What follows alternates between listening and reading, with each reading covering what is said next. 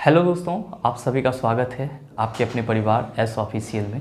मैं हूं आलोक सिंह आतिश और आज के इस वीडियो सेशन में हम लोग बात करने वाले हैं रेलवे ग्रुप डी एग्ज़ाम के प्रीवियस क्वेश्चन की। जी हां दोस्तों, आज का ये सेशन हम लोग का railway group D previous year question का पहला सेट होगा और मैं आपको बता दूं कि हम लोग अपने इस सेट में फिजिक्स के क्वेश्चन को भी देखेंगे, केमिस्ट्री के क्वेश्चन को भी देखेंगे और बायोलॉजी के क्वेश्चन को भी देखेंगे। तो आइए बिना अपने समय को गंवाए हुए शुरुआत करते हैं आज के इस सेशन की और चलते हैं पहले क्वेश्चन की तरफ। आपका जो पहला क्वेश्चन है आज के इस सेशन का, क्वेश्चन नंबर 1 आपसे क्या पूछा जा रहा है?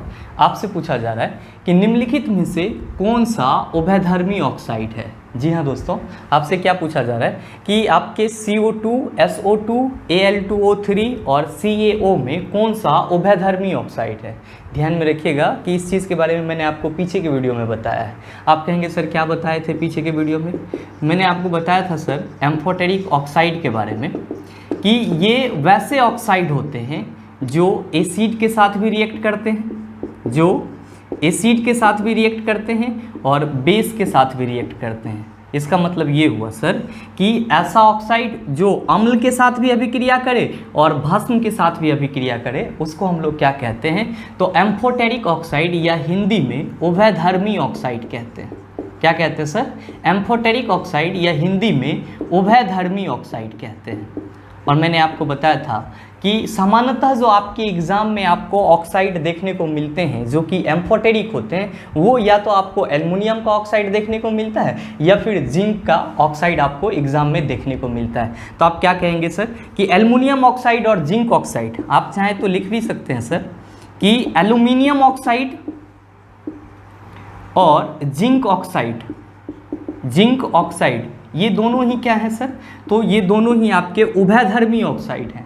आपके मन में सवाल उठेगा कि क्या सर एल्युमिनियम और जिंक के ऑक्साइड ही उभयधर्मी होते हैं? नहीं सर, आपका जो टीन है इसका जो ऑक्साइड होता है वो भी क्या होता है सर? उभयधर्मी होता है, यानी कि एम्फोटेरिक होता है। आपके पास जो शीशा है जिसको आप क्या कहते हो सर? इंग्लिश में आप कहते हो सर लेड। क्या कहते हो? लेड। और शीशा के लिए आप सिंबल लिखते हो Pb। तो ये जो आपका लेड है सर, ये भी जब अपना ऑक्साइड बनाता है तो लेड ऑक्साइड की भी नेचर होती है कि वो एसिड के साथ भी रिएक्ट करता है और बेस के साथ भी रिएक्ट करता है। मतलब कि लेड ऑक्साइड भी आपका क्या है? उभयधर्मी ऑक्साइड है। तो आप कहेंगे कि सर इसका मतलब तो ये हो गया कि हमारे इस क्वेश्चन का सही आंसर ऑप्शन नंबर 3 हो जाएगा। बिल्कुल 3 हो जाएगा। क्यों? क्योंकि आपके ऑप्शन 3 में किसका जिक्र किया हुआ है सर? एल्युमिनियम ऑक्साइड की। और मैंने आपको एग्जाम्पल में ही बताया कि aluminium oxide, zinc oxide, lead oxide, tin oxide, ये सब के सब क्या हैं सर? उभयधर्मी ऑक्साइड हैं। क्यों? क्योंकि ये एसिड के साथ भी रिएक्ट करते हैं और बेस के साथ भी रिएक्ट करते हैं। आप सबों के मन में एक सवाल ये भी उठ रहा होगा कि सर ये ऑक्साइड कब बनता है? ये ऑक्साइड कब बनता है? तो मेरे मित्र ध्यान में रखेंगे कि जब कोई तत्व किसके साथ रिएक्ट करता है? ऑक्सीजन के साथ रिएक्ट करता है, तो इस अभिक्रिया के बाद जो आपका प्रोडक्ट आता है वही क्या होता है? आपका उस तत्व का ऑक्साइड कहलाता है। उस तत्व का क्या कहलाता है सर? ऑक्साइड कहलाता है। तो जहाँ कहीं भी आपको ऑक्साइड लिखा हुआ मिले तो आप समझ जाना कि उसके एक कंपोनेंटल एलिमेंट में से ऑक्सीजन भी क्या होगा सर? बहुत ही प्रमुखता से उसमें उपस्थित होगा। तो आप इस चीज़ को ध्यान में रखेंगे। आप लोगों के मन में ये भी सवाल आएगा कि सर आपने बोला aluminium oxide, zinc oxide, lead oxide, tin oxide, that's all are known as amphoteric oxide. ये सब के सब एम्फोटेरिक ऑक्साइड हैं because they are reacted with oxygen. क्यों? क्योंकि ये ऑक्सीजन के साथ रिएक्ट किए हैं। तो आप ये बताओ कि एल्युमिनियम को क्या बोलेंगे? जिंक को क्या बोलेंगे? टीन को क्या बोलेंगे? लेड को क्या बोलेंगे? क्या इसको हम लोग किसी और नाम से जान सकते हैं? ऑब्वियसली सर, इसको हम लोग किसी और नाम से भी जानते हैं। और इसको हम लोग क्या बोलते हैं? तो इसको हम लोग उभयधर्मी तत्व बोलते हैं। आपके एग्जाम में ये चीज़ भी पूछा जाता है, आप इस चीज़ को भी ध्यान में रखेंगे। एल्युमिनियम, जिंक, टीन, लेड, शीशा, इन सब को हम लोग क्या बोलते हैं? उभयधर्मी तत्व बोलते हैं। एम्फोटेरिक एलिमेंट बोलते हैं। क्या बोलते हैं सर इंग्लिश में? एम्फोटेरिक एलिमेंट बोलते हैं। क्यों बोलते हैं सर? क्योंकि इसके जो ऑक्साइड होते हैं उसकी प्रकृति होती है एसिड के साथ भी रिएक्ट करने की और बेस के साथ भी रिएक्ट करने की। उम्मीद करते हैं कि आप इस क्वेश्चन को समझ पाए होंगे। एक और खास बात है आपके ऑप्शन में, यहाँ पे देखिए कार्बन डाइऑक्साइड। आप सभी कहेंगे बहुत ज़्यादा परिचित हैं, लेकिन आपके एग्जाम में एक क्वेश्चन पूछा जाता है जिसको हम लोग ये कहते हैं ग्लोबल वार्मिंग, वैश्विक उष्मनन। तो ये वैश्विक उष्मनन जो है वो किसके चलते उत्पन्न हो रहा है? तो आप कहेंगे सर कार्बन डाइऑक्साइड की मात्रा के इंक्रीज होने के चलते, हमारे इन्वायरमेंट में कार्बन डाइऑक्साइड की मात्रा में बढ़ोतरी के चलते क्या हो रहा है सर? ग्लोबल वार्मिंग की घटना हो रही है, वैश्विक उष्मनन की घटना हो रही है। तो ये भी आपका एक खास बात हो जाता है आपके इस क्वेश्चन के लिए, तो इसको भी ध्यान में रखिएगा। उम्मीद करते हैं कि आप समझ पाए होंगे। चलते हैं अगले क्वेश्चन की तरफ। आपका जो अगला क्वेश्चन है क्वेश्चन नंबर 2, बहुत ही आसान सा सवाल और बहुत ही शानदार सवाल। आपसे क्या पूछा जा रहा है? आपसे पूछा जा रहा है कि किसी ऑब्जेक्ट का डैश नियत है और स्थान बदलने पर नहीं बदलता है। आपका ऑप्शन दिया हुआ है वेग, द्रव्यमान, गति, भार। क्या होगा इसका आंसर? आपको बताना है।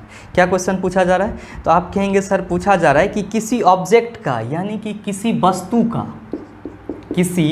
वस्तु का डैश नियत रहता है, डैश नियत रहता है और स्थान बदलने पर नहीं बदलता है। आपके ऑप्शन में क्या सब दिया हुआ है सर? तो वेग दिया हुआ है पहला ऑप्शन, दूसरा ऑप्शन आपका मास दिया हुआ है जिसको हम लोग हिंदी में द्रव्यमान कहते हैं सर, और तीसरा आपका ऑप्शन दिया हुआ है गति, और चौथा आपका ऑप्शन दिया हुआ है भार। इसमें से क्या कांस्टेंट रहता है किसी भी ऑब्जेक्ट का, आपको ये बताना है। आप सभी कहेंगे कि सर किसी भी ऑब्जेक्ट का मास क्या होता है सर? हमेशा कांस्टेंट रहता है, इसमें स्थान परिवर्तन होने से कोई भी परिवर्तन नहीं होता है। तो आपसे जो क्वेश्चन पूछा जा रहा है उसका सही आंसर क्या हो जाएगा? तो आप सभी कहेंगे sir option number 2 is the right answer of this question.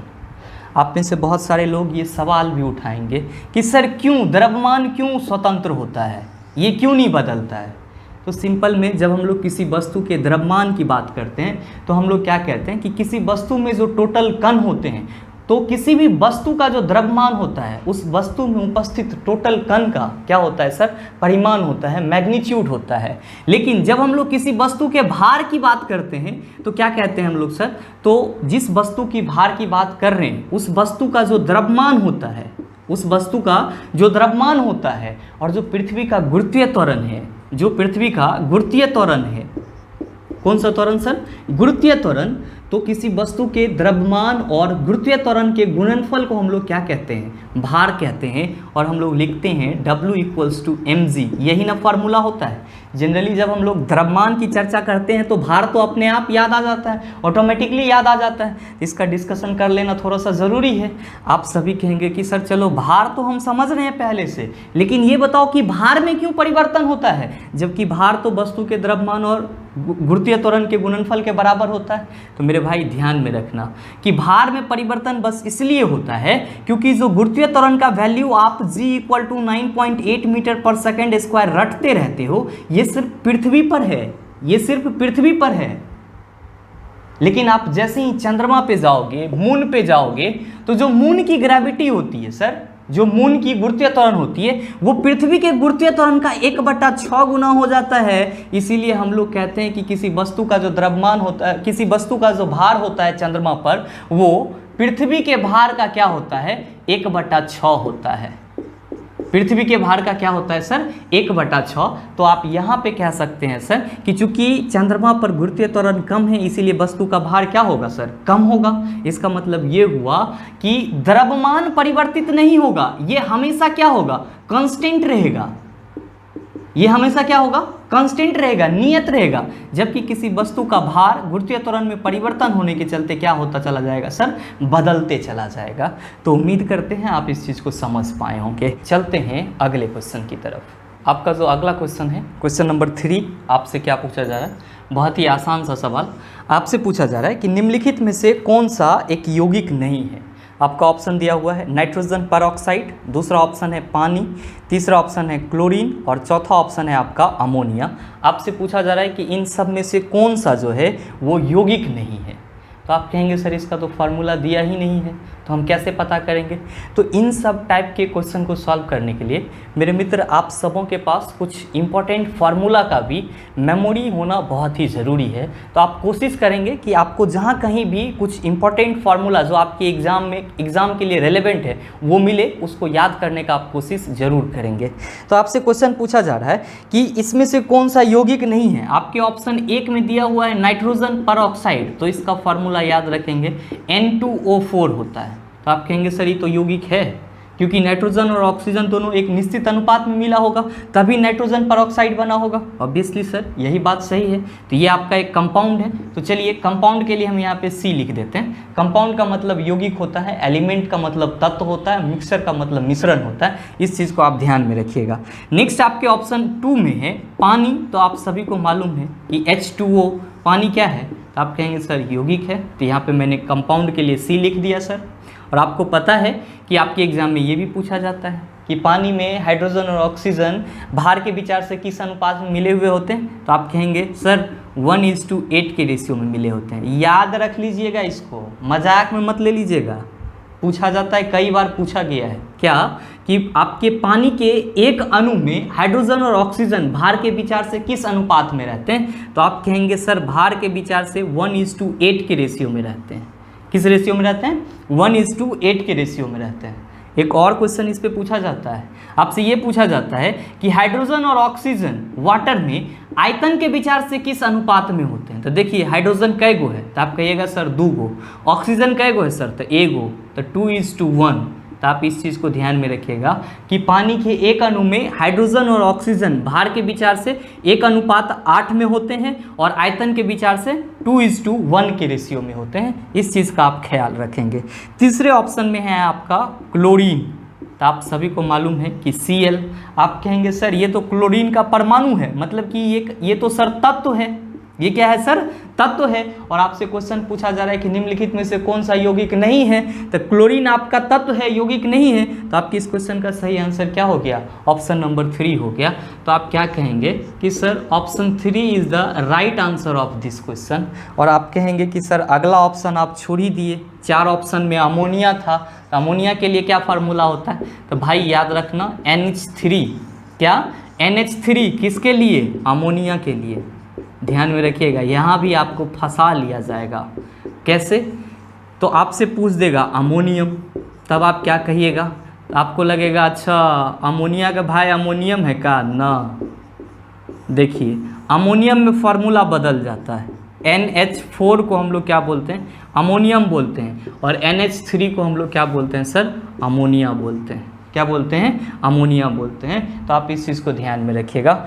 उम्मीद करते हैं आप समझ पाए होंगे। चलते हैं अगले क्वेश्चन की तरफ। आपका जो अगला सवाल है क्वेश्चन नंबर 4, आपसे क्या पूछा जा रहा है? बहुत ही आसान सा सवाल।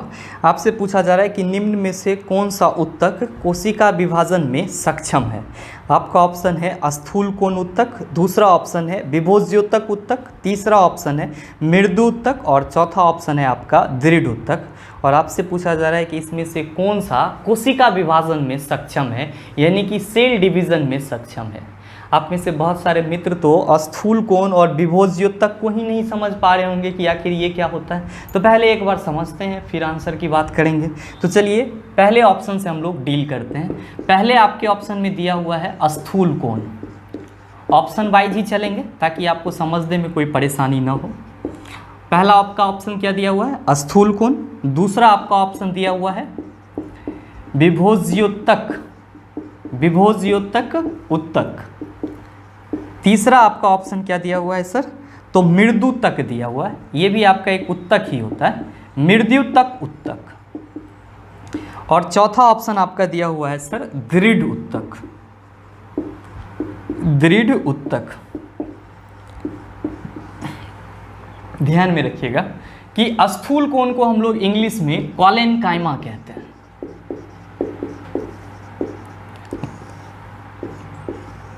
स्थूल कोण को हम लोग क्या कहते हैं सर? कॉलेनकाइमा टिश्यू कहते हैं। विभोज्योतक उत्तक को हम लोग मेरिस्टेमेटिक टिश्यू कहते हैं। कौन सा उत्तक कहते हैं सर? मेरिस्टेमेटिक टिश्यू कहते हैं। और जो आपका मृदुतक है सर, इसको हम लोग पेरेनकाइमा कहते हैं। क्या कहते हैं? पेरेनकाइमा कहते हैं। और जो आपका ये दृढ़ उत्तक है सर, इसको हम लोग एस्केलेनकाइमा कहते हैं। क्या कहते हैं? एस्केलेनकाइमा। मेरे मित्र आपको ध्यान में क्या रखना है कि ये जितना भी आपको उत्तक यहाँ पे दिख रहा है, ये सब के सब कौन से उत्तक हैं? तो मेरे भाई ये सब के सब पादप उत्तक हैं, यानी कि प्लांट टिश्यू हैं। ये कौन सा उत्तक है?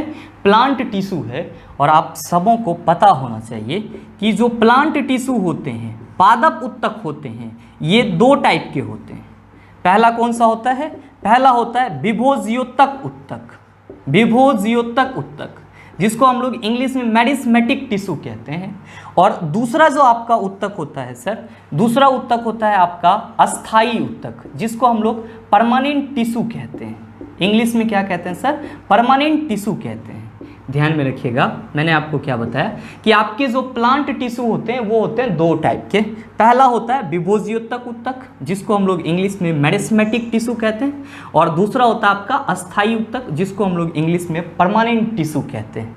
मेरे मित्र ध्यान में रखेंगे कि ये जो आपका विभोज्योतक उत्तक है, मेरिस्मेटिक टिश्यू है, ये पादप के कोशिकाओं में वृद्धि के लिए, उसके टूट फूट में हुई जो कोशिकाएं खराब हो जाती है, पादप कोशिका की जो कोशिका क्षतिग्रस्त हो जाती है, उन सब को ठीक ठाक करने के लिए कौन सा उत्तक कारगर होती है? तो सर विभोज्योतक उत्तक, मेरिस्मेटिक टिश्यू क्या होती है? कारगर होती है। तो आप कहेंगे कि sir what are the main function of meristematic tissue? Meristematic tissue का मेन फंक्शन क्या होता है? तो मेरे मित्र सिर्फ आपको इतना ध्यान में रखना है कि मेरिस्मेटिक टिश्यू जो होती है, इसमें कोशिका विभाजन करने की क्षमता होती है। That's why they are organise और they are reproduce a number of new daughter cell, जिसके चलते ये क्या करता है सर? बहुत सारा न्यू संतति कोशिका को जन्म देता है। मतलब ये हुआ, आप कहेंगे कि सर प्लांट टिश्यू के जो टाइप हैं, विभोज्योतक उत्तक, मेरिस्मेटिक टिश्यू, इसमें कोशिका विभाजन की क्षमता होती है, जिसके चलते बहुत सारे सेल बनते हैं, बहुत सारी नई कोशिकाएं बनती है, और वो नई कोशिकाएं प्लांट के जो क्षतिग्रस्त कोशिकाएं होती है या प्लांट का जो नवीनतम अंग होता है उसको बढ़ने में, उसके विकास में सहायक होता है। और ध्यान में रखेंगे कि ये जो अस्थाई उत्तक होते हैं, तो ये मेरिस्मेटिक टिश्यू में वृद्धि होने के उपरांत बनते हैं, और जब ये अस्थाई में बदल जाते हैं तो इसमें कोशिका विभाजन की क्षमता क्या होती है? खत्म हो जाती है। इसमें कोशिका विभाजन की क्षमता क्या होती है सर? खत्म हो जाती है। तो आप कहेंगे कि सर इसका मतलब ये हुआ कि जो प्लांट के दो टिश्यू हैं, मेरिस्मेटिक टिश्यू और परमानेंट टिश्यू, उसमें से सिर्फ और सिर्फ मेरिस्मेटिक टिश्यू में ही क्या होती है सर? कोशिका विभाजन की क्षमता होती है, सेल डिवीजन की क्या होती है? क्षमता होती है, जबकि परमानेंट टिश्यू में सेल डिवीजन की क्षमता नहीं होती है। बिल्कुल आप सही समझ रहे हैं। आप कहेंगे कि क्या सर मेरिस्मेटिक टिश्यू के भी टाइप होते हैं? जी हाँ सर, मेरिस्मेटिक टिश्यू भी 3 टाइप के होते हैं, और वो भी प्लांट के पोजीशन के हिसाब से एडजस्ट रहते हैं। That's are known as apical meristem, जिसको हम लोग एपिकल मेरिस्टेम के नाम से जानते हैं, लेटरल मेरिस्टेम के नाम से जानते हैं, और इंटरकैलरी मेरिस्टेम के नाम से जानते हैं। और आपका जो परमानेंट टिश्यू है, ये होते हैं 2 टाइप के। ये कितने टाइप के होते हैं सर? 2 टाइप के। मेरिस्मेटिक टिश्यू 3 टाइप के, परमानेंट टिश्यू कितने टाइप के?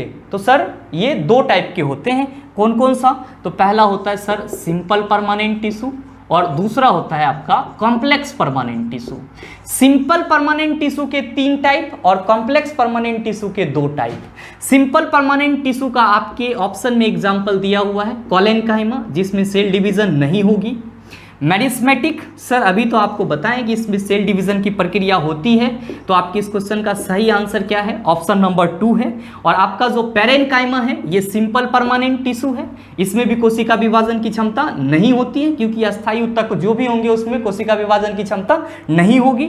एस्केलेनकाइमा ये भी क्या है सर? तो सिंपल परमानेंट टिश्यू है, सो इसमें भी कोशिका विभाजन की क्षमता नहीं होगी। तो आप कह सकते हैं कोलेनकाइमा, पेरेनकाइमा और एस्केलेनकाइमा ये तीनों क्या हैं? तो सिंपल परमानेंट टिश्यू के एग्जाम्पल हैं।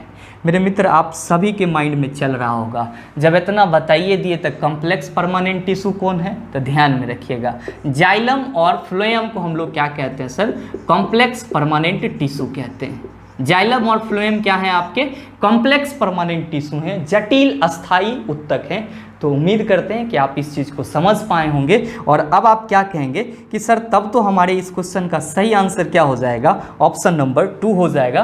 तो लीजिए यहाँ पे आप लिख लीजिए ऑप्शन नंबर 2। चलते हैं अगले क्वेश्चन की तरफ। आपका जो अगला सवाल है क्वेश्चन नंबर 5, बहुत ही आसान सा सवाल, मैंने आपको कई बार बताया है, आप जानते भी होंगे। आपसे क्वेश्चन पूछा जा रहा है कि उस यौगिक का नाम क्या है जिसे सूत्र Al2SO4 के नाम से जाना जाता है? बताइए, इस सूत्र का नाम आप सबों को ना याद है? आप कहेंगे सर एल्यूमिनियम सल्फेट। जी हाँ, क्या कहेंगे? Aluminium sulphate. आप खुद बताइए कि आपके इस क्वेश्चन का सही आंसर क्या होगा? आप सभी कहेंगे sir option number 3। Option number 3 is the right answer of this question. चलते हैं अगले क्वेश्चन की तरफ। आपका जो अगला सवाल है क्वेश्चन नंबर 6, आपसे क्या पूछा जा रहा है? आपसे पूछा जा रहा है कि सर 12 ओम के एक प्रतिरोध में 1 एम्पियर की स्थिर विद्युत धारा प्रवाहित होती है। मेरे मित्र क्या कहा जा रहा है क्वेश्चन में कि कोई आपका रेसिस्टेंस है जिसका वैल्यू कितना है, 12 ओम है। कितना है सर? 12 ओम। और कहा जा रहा है कि इस 12 ओम के प्रतिरोध से 1 एम्पियर की स्थिर विद्युत धारा जा रही है। इससे 1 एम्पियर की क्या जा रही है सर? स्थिर विद्युत धारा जा रही है। कितना देर तक जा रही है सर? तो इससे इस प्रतिरोध से 1 मिनट में प्रवाहित होने वाले आवेश की मात्रा। अच्छा, ये पूछा जा रहा है कि कोई प्रतिरोध है जो कितना है सर? 12 ओम का प्रतिरोध है, और इस 12 ओम के प्रतिरोध से 1 एम्पियर की विद्युत धारा अगर 1 मिनट तक प्रवाहित हो, 1 मिनट तक प्रवाहित हो, तो इस प्रतिरोध से कितना आवेश गुजरेगा? आपसे ये चीज पूछा जा रहा है। आपसे ये चीज पूछा जा रहा है। क्या क्वेश्चन में कहा जा रहा है कि कोई 12 ओम का प्रतिरोध है, रेसिस्टेंस है, उससे 1 एम्पियर का स्थिर विद्युत धारा जा रहा है, मतलब इलेक्ट्रोस्टेट वाला करंट जा रहा है सर। तब पूछा जा रहा है कि 1 मिनट में इस प्रतिरोध से कितना आवेश की प्रवाह होगी। आप कहेंगे सर आवेश की प्रवाह क्यों पूछ रहा है? तो मेरे भाई आप यही ना कहते हो कि सर आवेश के प्रवाह की दर को, आवेश के प्रवाह की दर को विद्युत धारा कहते हैं, इलेक्ट्रिसिटी कहते हैं। आप कहेंगे सर बिल्कुल कहते हैं। तो आप फॉर्मूला क्या लिखते हो मेरे मित्र? I = Q/T। जहाँ Q क्या है तो आप कहेंगे सर आवेश है, T क्या है? समय है। बताओ, फार्मूला ढूंढने के लिए हम लोगों को जाना पड़ेगा। यहाँ से आपको ना निकल जाएगा कि अरे सर ये है वाला फार्मूला में तो यहाँ बैठा देंगे सारा चीज़ तो आ जाएगा आंसर। बिल्कुल आ जाएगा। आपसे आवेश पूछा जा रहा है तो चलिए, आपको पता है कि I = Q/T होता है, तो Q क्या हो जाएगा? आप कहिएगा सर IT हो जाएगा। मेरे मित्र ध्यान दीजिए, यहाँ पे आपसे क्या कहा जा रहा है कि 1 एम्पियर धारा प्रवाहित हो रही है। 1 एम्पियर धारा प्रवाहित हो रही है। कितना देर तक? तो भाई 1 मिनट तक। तो ये 1 मिनट का हम लोग क्या करेंगे? यूनिट चेंज करेंगे, ऐसा यूनिट में लाएंगे। तो आप कहिएगा सर ये 1 मिनट 60 सेकेंड हो गया। तो यानी कि इस क्वेश्चन का आंसर हो जाएगा धारा 1 एम्पियर और टाइम आपका 60 सेकेंड, मतलब कि 60 कूलम। जी हाँ सर, आपके इस क्वेश्चन का सही आंसर क्या होगा? आप सभी कहेंगे sir option number 2 is the right answer of this question. बताइए, ये सब क्वेश्चन में अगर आपको थोड़ा सा भी बेसिक पकड़ मालूम है, जो टॉपिक से क्वेश्चन पूछा जा रहा है उसके बारे में, तो बड़े ही आराम से आप करते हैं, बशर्ते कि आपको उस टॉपिक का, उस लेसन का थोड़ा बहुत जानकारी होना बहुत ज़रूरी होता है। तो उम्मीद करते हैं आप समझ पाए होंगे। चलते हैं अगले क्वेश्चन की तरफ। आपका जो अगला क्वेश्चन है क्वेश्चन नंबर 7, बहुत ही आसान सा सवाल, कई बार आप लोग बनाए होंगे। क्या पूछा जा रहा है आपसे कि फूल के नर प्रजनन भाग को डैश कहा जाता है। आप सभी कहेंगे सर पुंकेसर कहा जाता है। इसलिए आपके इस क्वेश्चन का सही आंसर क्या हो जाएगा? ऑप्शन नंबर 2 हो जाएगा। आप में से बहुत सारे बुद्धिजीवी होंगे, कहेंगे बतेबे नहीं किया, सीधे लिख दिए पुंकेसर। तो मान लीजिए कि ये आपका थोड़ा सा टेढ़ा हो गया, सीधा कर लेते हैं। ये आपका कोई फ्लावर है सर, ठीक है। तो इस फ्लावर से ये कुछ आपको इस तरह का दिखता है सर, दिखता है कि नहीं? जो फ्लावरिंग प्लांट होता है सर, तो फ्लावरिंग प्लांट का जो ये वाला पार्ट होता है ना सर, इसको हम लोग क्या बोलते हैं? पुंकेसर बोलते हैं, जिसको सर इंग्लिश में एस्टेमेन बोलते हैं। जिसको इंग्लिश में हम लोग क्या बोलते हैं? एस्टेमेन बोलते हैं। और ध्यान में रखिएगा कि यहाँ पे क्या होते हैं सर? तो यहाँ पे परागकण होते हैं। यहाँ पे क्या होते हैं सर? परागकण। और इसको हम लोग क्या बोलते हैं? इसको हम लोग परागकोश बोलते हैं। परागकोश, यानी कि जहाँ पे परागकण रहता है उसको हम लोग परागकोश बोलते हैं। जिस डंठल के साथ वो परागकोश जुड़ा हुआ रहता है उसको हम लोग पुंकेसर, एस्टेमेन कहते हैं सर। और यही फूल का क्या होता है कि नर पार्ट होता है या नर प्रजनन भाग होता है। तो ध्यान में रखिएगा कि ये जो आप यहाँ पे देख रहे हैं सर, ये हरा हरा टाइप से रहता है पत्ता में, इसको हम लोग बाह्य दल पुंज बोलते हैं। क्या बोलते हैं? बाह्य दल पुंज। ये जो आप यहाँ पे परागकण देख रहे हैं, यही परागकण जब मादा प्रजनन भाग पे किसी भी तरीके से उड़ के या स्वतः आ जाता है तो इस प्रक्रिया को हम लोग क्या बोलते हैं सर? परागण बोलते हैं, जिसको हम लोग इंग्लिश में क्या कहते हैं? पॉलिनेशन कहते हैं। क्या कहते हैं? पॉलिनेशन। और हाँ, एक और ख़ास बात ध्यान में रखिएगा कि फूल का जो ये वाला पार्ट होता है ना, इसको हम लोग क्या बोलते हैं, अंडब बोलते हैं। क्या बोलते हैं सर, अंडब बोलते हैं। तो आप इस चीज़ को भी ध्यान में रखिएगा। उम्मीद करते हैं समझ पाए होंगे। चलते हैं अगले क्वेश्चन की तरफ। आपका जो अगला क्वेश्चन है, क्वेश्चन नंबर 8, आपसे क्या पूछा जा रहा है। क्वेश्चन नंबर 8 आपसे पूछा जा रहा है कि एक पिकोमीटर डैश के बराबर होता है। देखिए हम कह देंगे यहाँ पे कि सर 10⁻⁻12 मीटर होता है। तो आपको ये चीज़ न याद रहेगा, ये चीज़ न याद रहेगा कि एक पिको इक्वल टू इतना ही होता है। तो पहले तो आप इस क्वेश्चन का आंसर लगा लीजिए कि आपके इस क्वेश्चन का सही आंसर क्या हो जाएगा। तो ऑप्शन नंबर 3 हो जाएगा। तो आप कहेंगे कि सर तभी याद कैसे रहेगा। तो आजकल हम लोग बहुत अपना सेल्फी लेते रहते हैं। सेल्फी लेते लेते जब 2-4 दोस्त एक साथ सेल्फी लेते हैं तो उसमें से किसी का अच्छा आ जाता है। तो हम लोग क्या कहते हैं, तेरा पिक बहुत अच्छा है। क्या कहते हैं, तेरा पिक बहुत अच्छा है। ये आपको लाइन याद रखना है, तेरा पिक बहुत अच्छा है। अच्छा, बहुत अच्छा है के बदला आप खराबो कह सकते हैं, कोई दिक्कत नहीं। ये अच्छा खराब से यहाँ पे लेना देना नहीं है। दो बात हम लोग यहाँ पे पकड़ेंगे, एक तेरा और एक पिक।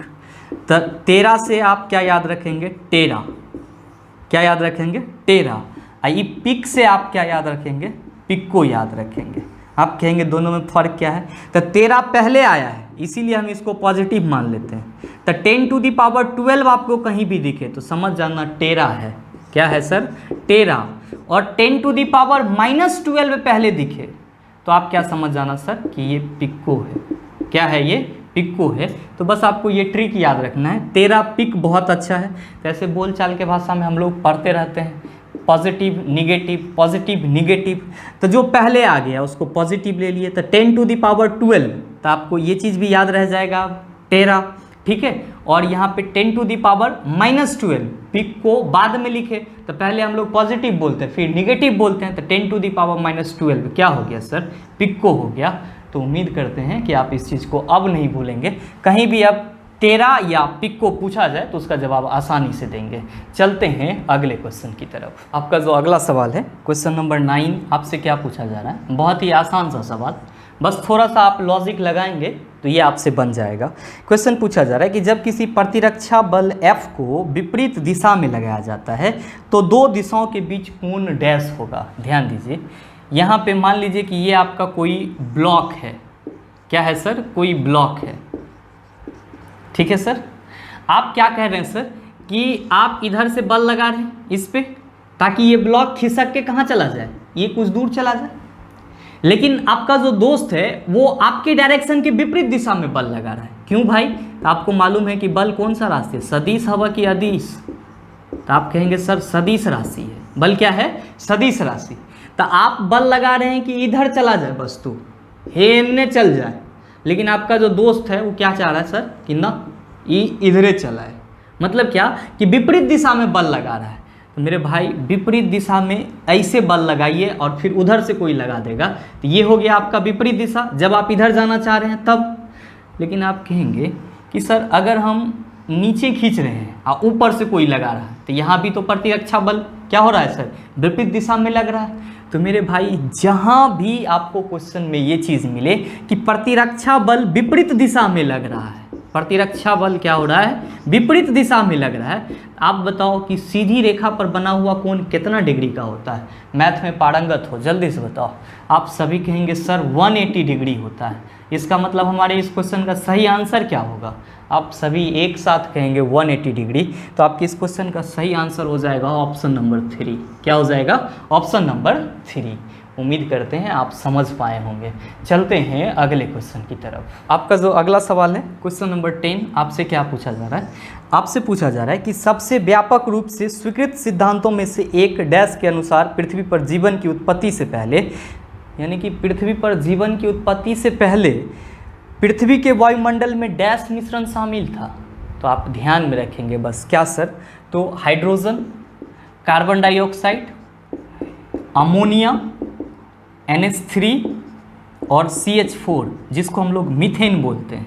तो पृथ्वी पर जीवन की उत्पत्ति से पहले पृथ्वी के वायुमंडल में ये सारे गैस क्या थे सर, मौजूद थे। तो इसको आप एक दो बार अपने माइंड में सेट कर लीजिएगा, क्योंकि इस तरह के भी सवाल आपके एग्जाम में पूछे जाते हैं जो सैद्धांतिक होते हैं, जिसको आपको याद रखना ही होगा। तो आप कहेंगे सर तब तो हमारे इस क्वेश्चन का सही आंसर ऑप्शन नंबर 1 हो जाएगा। जी हाँ सर, आपके इस क्वेश्चन का सही आंसर क्या हो जाएगा, ऑप्शन नंबर 1 हो जाएगा।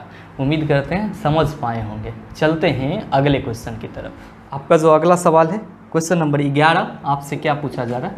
क्वेश्चन 11 आपसे पूछा जा रहा है कि एक 800 केजी की कार 90 किलोमीटर पर आवर से चल रही है। ब्रेक लगाने के बाद 5 सेकंड बाद यह कार रुकती है। ब्रेक द्वारा लागू किया गया बल डैश होगा। आप सभी कहेंगे कि सर ये बनेगा कैसे, तो एकदम आसान वे में बनेगा। आप कहेंगे कैसे, तो कह रहा है क्वेश्चन में कि जो आपका कार है उस कार का मास कितना है सर। तो इस कार का मास है 800 केजी, 800 केजी। तो इसको ऐसे ही रहने दीजिए। क्या कहा जा रहा है क्वेश्चन में कि कार जो है वो 90 किलोमीटर पर आवर के स्पीड से चल रहा है। किस स्पीड से चल रहा है, 90 किलोमीटर पर आवर के स्पीड से चल रहा है। और क्या कहा जा रहा है कि इस स्पीड में जैसे ही ये चलना शुरू करता है या चल रहा है तब ये ब्रेक लगा देता है। बहुत बड़ा झटका लगता है यात्री को। जैसे ही ब्रेक लगा देता है तो ब्रेक लगाने के 5 सेकंड बाद ये कार आपका क्या हो जाता है सर, यहाँ आके रुक जाता है। क्या हो जाता है, रुक जाता है। ध्यान से समझना मेरे भाई, फिर लाइफ टाइम कभी इस टाइप के सवाल में आपको कोई दिक्कत नहीं होगी।